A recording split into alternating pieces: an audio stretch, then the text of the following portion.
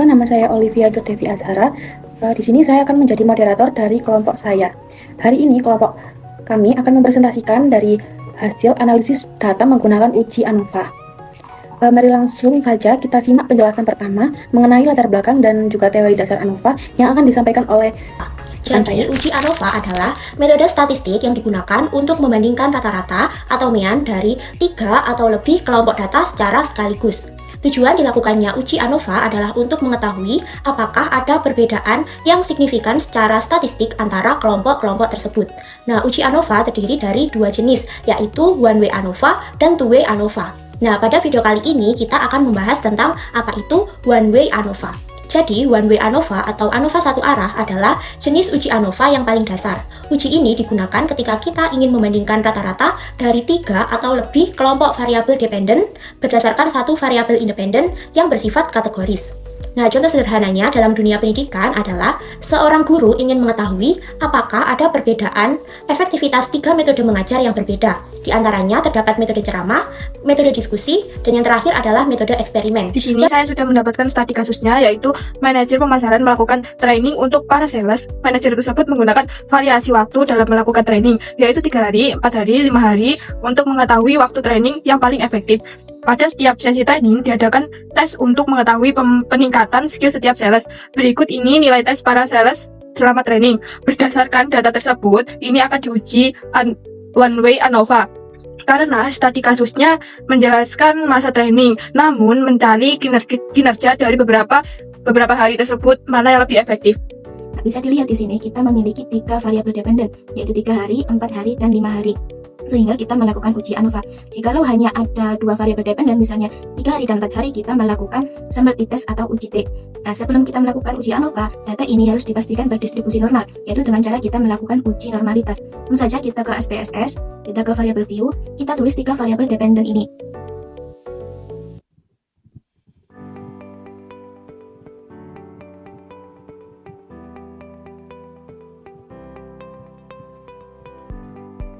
Karena data kita ini menggunakan desimal, berjumlah 2 angka di belakang koma, kita menggunakan 2 desimal. Lalu kita ke measure, karena data kita menggunakan angka, kita ubah menjadi scale semuanya. Kita ke data view. Nah, ini kita copy dan paste di SPSS. Kita copy, lalu kita paste di sini. Nah, langsung saja kita melakukan uji normalitas. Ini kita besarkan terlebih dahulu. Kita klik analyze, descriptive statistik, lalu explode. Nah, ini 3 variabel ini kita pindahkan ke kotak dependent list semuanya. Lalu kita klik plots, kita centang normality, plots with S, continue, oke. Berdasarkan hasil uji normalitas dengan menggunakan Shapiro wheel, karena jumlah sampel kurang dari 50, maka diperolehlah nilai signifikansi pada kelompok hari 1 sebesar 0,769, hari kedua sebesar 0,541, dan hari ketiga sebesar 0,633. Karena seluruhnya signifikansi lebih besar dari 0,05, sehingga dapat disimpulkan bahwa data pada masing-masing kelompok yaitu berdistribusi normal. Nah, di bagian tabel ini bisa kita lihat uji homogenitasnya. Tabel test of homogeneity of variance. Pengambilan keputusan didasarkan pada nilai signifikasi dengan ketentuan sebagai berikut. Jika nilai signifikasi lebih besar dibanding 0,05, maka variance antar kelompok data adalah sama atau homogen. Jika nilai signifikasi lebih kecil dibanding 0,05, maka variance antar kelompok data adalah tidak sama atau tidak homogen.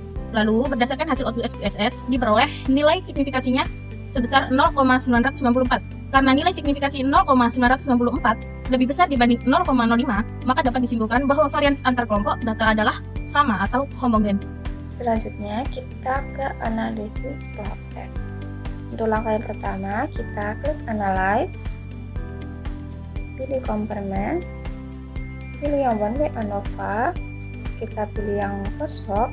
Nah, karena kita sudah memenuhi asumsi variansi atau homogenitas, kita centangnya oke. Selanjutnya, pilih yang continue, lalu klik OK.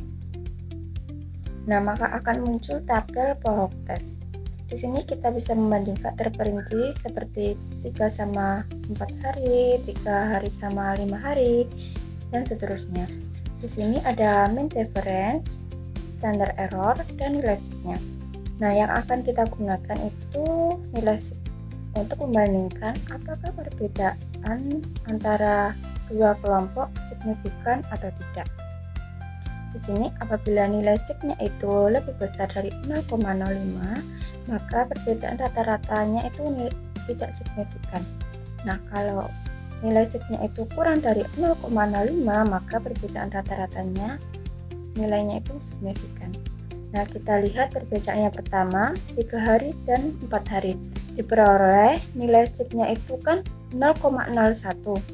Itu kan kurang dari 0,05. Maka rata-rata nilai variabel 3 hari dan 4 hari itu signifikan.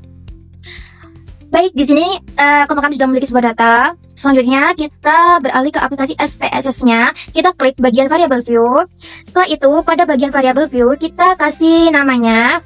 Yang bagian nomor 1 kita tulis training. Sedangkan yang bagian nomor 2 kita kasih dengan tulisan nilai. Nah, selanjutnya kita ubah pada bagian labelnya. Di label pertama kita ubah dengan tulisan lama trainingnya. Habis itu yang bagian 2 kita ubah dengan nilai training. Setelah itu kita ubah value-nya dengan hasil pengkodean. 1 sama dengan 3 hari, 2 sama dengan 4 hari, dan 3 sama dengan 3 hari. Selanjutnya kita tidak perlu mengubah desimalnya, tetap angka 2 saja. Kenapa? Karena nilai dari data yang kita miliki itu di belakangnya tuh masih ada 2 angka, jadi desimalnya tetap 2. Ketika di variable view sudah selesai, kita lanjut ke bagian data view. Nah, data tersebut yang kita miliki tadi kita salin, kemudian kita tempel di data view. Setelah sudah tertempel semua seperti ini, kita langsung ke langkah-langkah uji ANOVA-nya, yaitu klik Analyze, kemudian kita klik Compare-Ments, dan klik One Way ANOVA. Setelah itu muncul data seperti ini. Bagian nilai training kita pindah ke kolom Dependent List. Terus yang bagian lama trainingnya kita pindah ke kolom faktor. Nah, ketika sudah seperti ini, kita klik pada bagian Option dan centang bagian Descriptive, dan tidak lupa centang juga pada bagian Homogeneity of Variances Test. Setelah sudah tercentang semua, kita klik Continue, lalu bagian terakhir kita pilih OK. Nah, ini dia sudah muncul hasilnya. Untuk perbandingan kita ambil pada bagian ANOVA ini. Pedoman pengambilan keputusan uji one way ANOVA. Jika nilai sig lebih dari 0,05, maka terdapat perbedaan rata-rata yang signifikan antara masing-masing training tersebut. Jika nilai sig kurang dari 0,05, maka tidak terdapat perbedaan rata-rata yang signifikan antara masing-masing training tersebut. Berdasarkan hasil dari data studi kasus tersebut, diperoleh nilai sig 0,000 kurang dari 0,05, maka data tersebut ditolak. Karena ketiga kelompok tersebut rata-rata nilai tesnya berbeda. Nah, dari apa yang sudah kita ujikan tadi, dapat kita simpulkan bahwasanya hasil dari uji yang telah dilakukan, manajer pemasaran dapat mengambil training dengan waktu 5 hari sebagai lama waktu yang paling efektif. Nah, terima kasih untuk teman-teman yang sudah menonton video kami sampai selesai, dan terima kasih juga bagi teman-teman yang sudah berkontribusi dalam membuat video kali ini. Saya akhiri dan kalau memang turun, wassalamualaikum warahmatullahi wabarakatuh.